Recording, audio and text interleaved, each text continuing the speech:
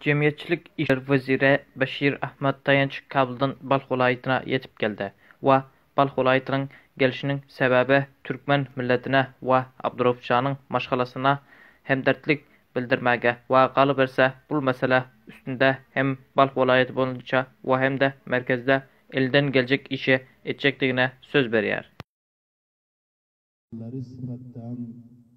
Vazir kabini sifatida safarim jarayonida Balxda qo'limdan kelgan taloshimni qilaman. Kabul qaytib borganimda inshaalloh ungacha bir yoqtiliklar bo'lib qolar.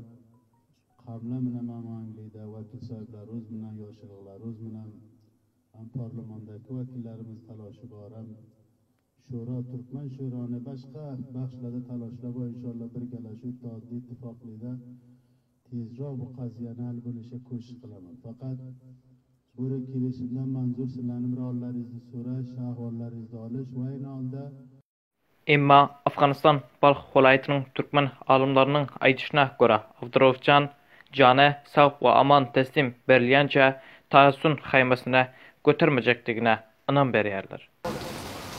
ما مردم تا که عبدالرؤوف به ما صحت سالم که بردن صحت سالم به ما آورده نشوه ما در این خیمه نشستن اتفاق نمی کنیم.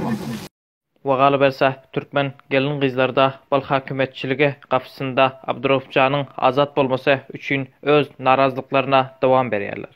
مدت 50 روز میشه که عبدالرؤوف اختطاف شده. در این مدت 50 روز هیچ سرنخ از عبدالرؤوف ما نداریم. ما اینجا بخاطر دادخواهی در دروازه مقام ولایت جمع شدیم.